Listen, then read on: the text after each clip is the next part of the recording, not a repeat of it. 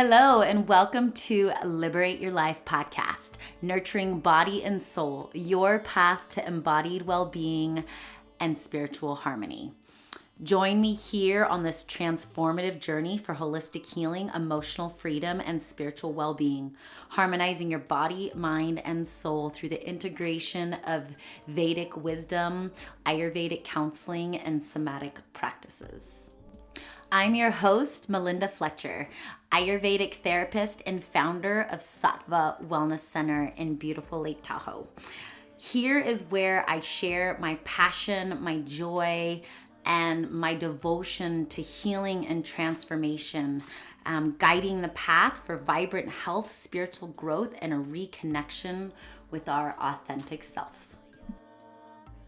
Hello and welcome to episode 35, Soul Liberation, Empowering Your Healing Journey. This podcast is dedicated to helping you liberate your life by building the necessary resources for healing. Join us as we explore transformative practices, wisdom from ancient healing systems, and practical tools to guide you towards spiritual growth and holistic healing. Discover how to break free from limitations, cultivate resilience, and create a life of abundance and joy. Get ready to embark on a journey towards self-empowerment, self-discovery, and soul liberation.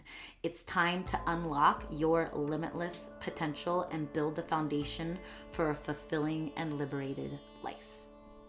Thank you for joining me here on Liberate Your Life podcast. Okay, let's dive right into one of my favorite topics, cultivating sattva within. So I always go back to sattva. So sattva is one of the energetic qualities in Ayurveda, and it means harmony, purity, true essence, balance. So sattva is something that is a daily practice of inner cultivation, and sattva is the foundation of my life, my work, what I share. I share practices, daily art of living, techniques, and inspiration through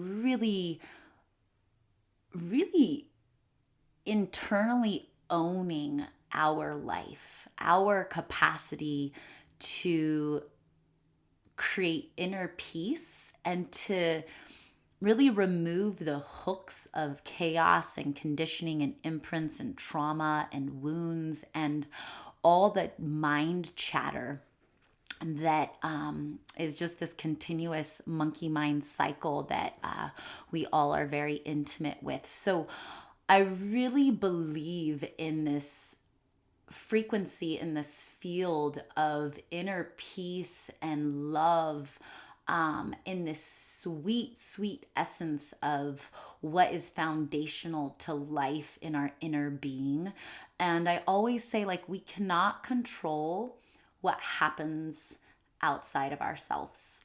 And we only have so much control of what happens inside of ourselves. But in general, life is chaotic. There's a million things that are happening between good and bad and challenging and beautiful. And that is throughout time. We are not reinventing the wheel. We experience life on this front. But what we do have access to is how we care for ourselves, how we know ourselves, how we create sweetness and peace and love and joy within our own beings, and then how we react and interact with the world, right? So we create this field, and that field creates space so that we can flow through life and have space for the understanding of the different ways that life experiences itself and shows up. But the way that we respond and react to it, we get to sit in the space of witness, and we get to still bathe and bask in this frequency of inner peace and sattva, this purity space. So sattva is a practice, and sattva we have to have as a daily practice, because it's easy to fall into the ebbs and throes of life and chaos is stimulating and kind of fun, and the impulses and the whole world is rigged and designed for chaos and change and kind of these destructive natures, and we're all like susceptible, right? We know when we haven't cared for ourselves, and that we kind of act out against our own inner wisdom, how we feel. We're like, oh yeah, I did that for a number of days, I don't feel very well. Or we all know a few things that we can do to really shift our life, and then it's like, well, why do we not do those? Why is this cycle and pattern that we're in so alluring and so addictive, right? So I really want to dive into creating sattva. And this next layer of this is creating resources in sattva, this field and frequency that really helps us create the space within our system, within our nervous system, within our mind, within our body, that we then actually have the space to assimilate, process, and transform these deeper currents that are still controlling our lives in the shadow work and the unconscious. And we need resources, right? So if we're constantly in this fight or flight and really needing that baseline survival mode, there's not a lot of space to address those deeper patterns because we're really in that fight or flight activation. But when we create the sattva, we start to have more space in that tapestry, in that landscape, to start unravel and start to investigate and get curious and explore these deeper patternings and thoughts, and kind of track those threads and go further into the system, into the roots of when were they planted? How were they planted? How did those stories and those pains and those traumas, how did they get and build so much traction to create an infrastructure later on in life that we're still living through those lenses, and we're still playing out those conditionings and those traumas, and ultimately they're blocking us from our true essence, our true nature, our soul's liberation, our karmic maturation, our freedom, and our love. So I really want to dive into creating the resources for soul liberation and healing. Okay, let's go into how to create sattva, how to build resources, and it's ultimately a lifestyle, and a sattvic lifestyle. And so we really orient to these Vedic practices, yoga, meditation, and Ayurveda. And they are just absolutely brilliant in these purification practices. And what does that mean? Purification is like cleansing and purifying, making pure, and sending vitality, prana through our systems to really open up those pathways to higher consciousness. And so we want to do these purification practices, these cleansing practices, these self care rituals on a daily basis.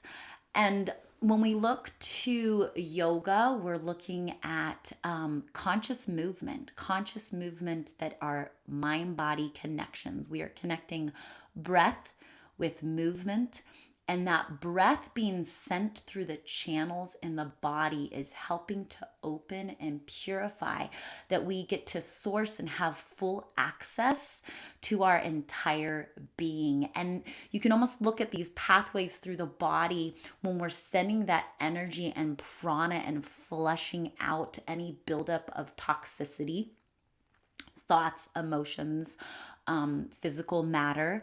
When we're purifying that, it's really clearing out all that residual nation that's built up, and we're opening up the pathways to true higher consciousness and awareness. And so these yoga practices are really designed to create a strong and supple body, right? We need a strong and healthy body to carry this soul through this life's journey.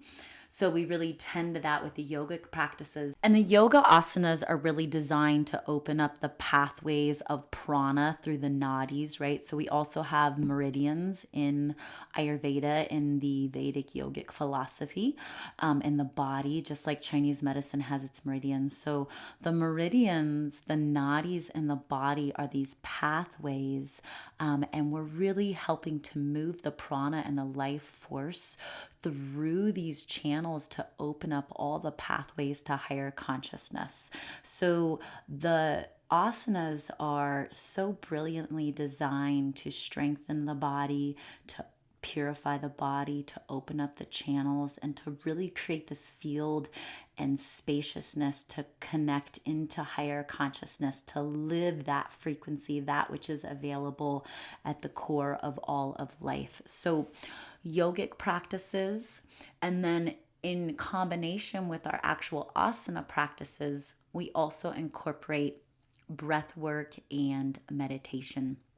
So I love doing my yoga practice. I start off with breath work, go into my yoga practice. So I start with the breath work to really emphasize that movement breath connection, so that I really feel my breath, that I really bring in that presence and that prana. And then I start moving into my actual yoga practice so that there's already that deep connection and awareness of my breath instead of just moving right into flow and practice. And then once I have really worked through the body and purified and created this beautiful, still, quiet mind and that sweet sattvic quality of the yoga practice, then I finish by sitting in my meditation practice. And so meditation is just this beautiful way in which we can really have a direct experience to that sattvic quality at the ground of being, where it's spacious and expansive.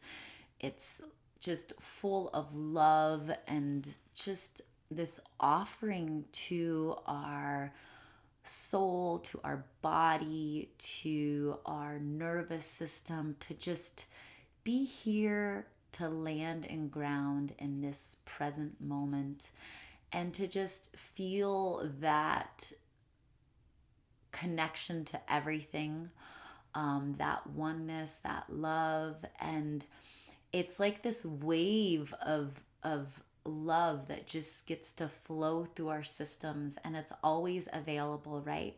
And it's almost like we activate our humanness and we activate the mind and we jump back into monkey mind and we go, and we do all these things, and yet that quality is always there. It's always just waiting for us to just take a dip into it, and it's always available. And so, yeah, really creating these daily yogic practices of breath work, meditation, and yoga for purification, to really create the resource in that field of sattva, so that from that space we can really see the world more as it truly is and not through some of the imprints and the conditionings. And then it creates this pranic vitality that can really carry us so that we're not in this constant state of fight or flight and reactivity, but that we can sit more in the witness and the understanding. Even if our mind goes and travels on all of these journeys, we're able to catch it and go, oh, let's tag that. That's that story, and that's that belief, or that's that conditioning. And I'm actually not going to become that. I'm going to honor it and understand where it comes from. But I'm going to sit here in the seat of witness because I've cultivated this field of understanding and love in myself, and I'm able to see the thoughts and the imprints like the clouds passing in the sky, right? So those are some of the yogic practices. And then when we look to the Ayurveda lifestyle practices, routine is so nourishing for our nervous system. So the nervous system is connected to Vata, and some of the qualities of Vata are irregular and erratic and cold. And so we really want to nourish the nervous system through a routine. Life loves routine. The sun is on a routine, nature is on a routine. Now we have lights and internet and everything's open 24/7. So there's been this disconnection from the natural rhythms and the routine that really allows for life to flourish. So creating a routine around when we wake up and when we go to sleep and when we work and when we do our mindful eating and our conscious movement is super important to create a regular flow for all the body systems to really thrive and flourish in that state of more of a natural rhythmic motion. So, and then really sleep. Sleep is not just something we do. Sleep is literally the counterbalance to awakeness. And so when we sleep, we do our natural de-stress, detoxification. We repair the body and the muscles.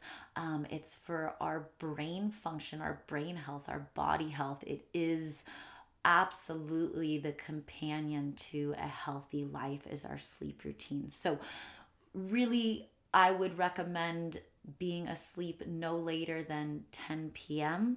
and then waking up no later than 6 a.m. And I'll go into a later episode about the exact reason for those timings.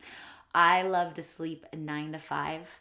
I don't work 9 to 5, but I love to sleep 9 to 5. And I just feel so balanced and nourished. And my body really knows when I've really shifted from that routine and the way that everything is functioning. So, Ayurveda daily routine when we eat, when we sleep, when we work, and when we move our bodies is very key to regulating the nervous system and creating this regular routine to support that spaciousness so that we're really in our center and grounded so that we can really see and experience life as it truly is. Another aspect of Ayurvedic lifestyle is going to be warm, nourishing food. So, again, Vata is cold and it's dry. And so the nervous system really wants warm, nourishing food, right? We all know, like, when we're not feeling well, we want like a cozy, warm soup. So just think of that when we're really working on healing and we're really wanting to heal the nervous system and work on these different things. It's like we want to care for ourselves like we would care for a loved one that is not feeling well. And it's not that it needs to be associated with not feeling well, but we all can really understand and connect to that feeling, right? So, warm, nourishing foods with good spices and healthy oils is really going to be complementary to helping to heal the nervous system and create that grounded quality that allows us to resource that ground, right? When we think about ground, we're resourcing from the earth. The earth has everything for us. So, groundedness allows us to land in our bodies, which allows us to feel and heal and really resource from a greater field of earth, and that we're not just like floating away in the ethers, that we really ground this embodiment. So I want to go into summarizing these different points, right? So we looked at Sattva, creating inner harmony and peace to create a field of spaciousness to really address some of these deeper patterns, wounds, beliefs, trauma, stress. How do we do that? It's a daily practice. We need to check in. How am I feeling? What do I need? How can I care for myself? How can I nourish myself? So we look to these ancient practices and wisdoms that are really looking at nature to understand who we are, right? Our microorganisms in the macro environment. So we're looking at meditation, breath work, yoga. We're looking at Ayurvedic lifestyle with routine, warm, nourishing food. Right, conscious eating, conscious movement, conscious daily spiritual practices to cultivate that space so that we can be more in witness. And so when we create that space of sattva, we're creating these resources and we're creating that field so that we can look at ourselves from a from a lens that is not in the reactive state. So life isn't happening to us. We are in this self-empowered self-discovery. We are self-knowledge for self-healing, right? So we're looking at who are we? How are we reacting and interacting to the world? Where are we tender? Where have we created these stories? Where did the stories come from? How old were we when they came in? And how can we really cultivate a field of resources through our inner support and creating a lifestyle that really creates that space for healing? And then we can bring in therapists, practitioners, friends, families, having external advocates, support, going to yoga classes, finding support within the community, that we can really start to lean into ourselves and then lean into support so we can create the resources to really unravel these patterns in our system, create more space, and create more freedom. Thank you for joining me here on Liberate Your Life podcast, episode 35, Soul Liberation, Empowering Your Healing Journey. I recommend taking time. This all has its organic timing, being patient, compassionate, really thanking those survival mechanisms and strategies that were in place when they came in to really provide that space that you probably needed, and that you really want to tend to yourself with the utmost honoring, respect, and grace. Thank you. This is Melinda Fletcher on Liberate Your Life podcast. You can connect with me on Instagram at Sattva Wellness Center, or head to my website at sattvawellnesscenter.com. I do both in-person and virtual sessions. And Sattva is spelled Sattva. Have a blissful, beautiful day.